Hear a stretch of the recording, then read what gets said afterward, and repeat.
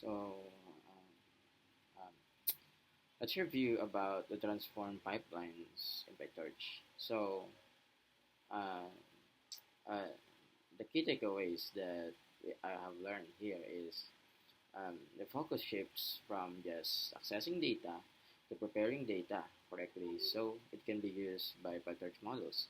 Even if images and labels load successfully, raw data often contains issues that prevent models from training properly.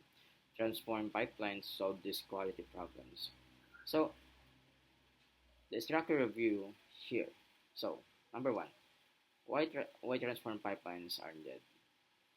After loading the Oxford Flowers datasets, two main problems appear. Problem one, different image sizes. Okay, um, images come from different sources and cameras, so their size vary. But PyTorch requires images in a batch to have the same dimensions. All right,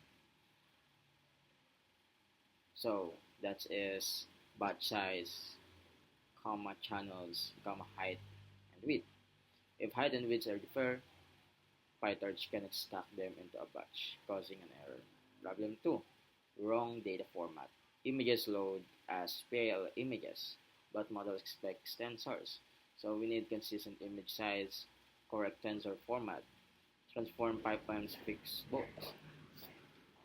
What is a transform pipeline? Okay. Number 2. What is the transform pipeline? A transform pipeline chains processing step together using transforms that compose.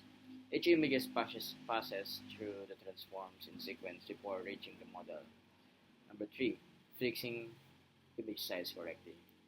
A naive approach is resize like 224 by 224 like that.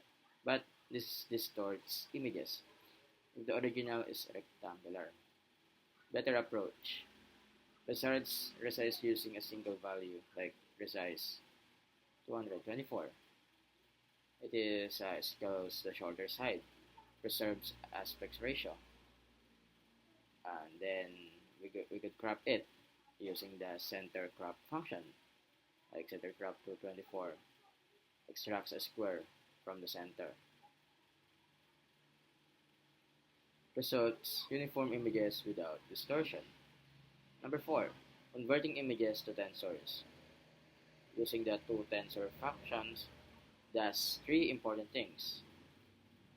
A, converts image to tensor, like PIL image to PyTorch tensor. B, changes dimension order from height with channels to channels height width. C, scales pixel values. Original pixel range is from 0 to 255. After the conversion, the pixels range should be 0 to 1. This scaling helps neural networks train more stably. 5. Why scaling matter? Neural networks better when input values are consistent in scale. Reasons prevents large numbers from destabilizing calculations, making learning more uniform across features. Improve gradient stability. Scaling ensures values behave predictability during training. And 6. Normalization. Final adjustment. Even after scaling 0 to 1, fixed distributions may still cluster too much toward dark or bright values. Normalization adjusts data using value minus mean divided by standard deviation. This spreads values more evenly, helping the model learn subtle differences. Okay. Important rule: normalize works only on tensors, so it must come after the tensor. Number 7. Order of transforms matters. Transform orders is critical. Typical correct order is 1 is resize, after that we're going to center crop, after that to tensor, and finally we normalize. Why? Some transforms expect images, other expect tensors. Think of to tensor as a bridge. Image operations, before it, we're going to have an image operations. And after it, we're going to have the tensor operations. Using transforms on the wrong side cause error. 8. Debugging transform pipelines. A key debugging strategy. Test transforms one step at a time. Tip. Pull a single image from the datasets. Apply transforms individually. Inspect output shapes and values. This avoids wasting time debugging full pipelines. And 9. Final results. After building the pipeline, all images have identical dimensions. Images are tensors. Pixel values are normalized. Batching now works correctly.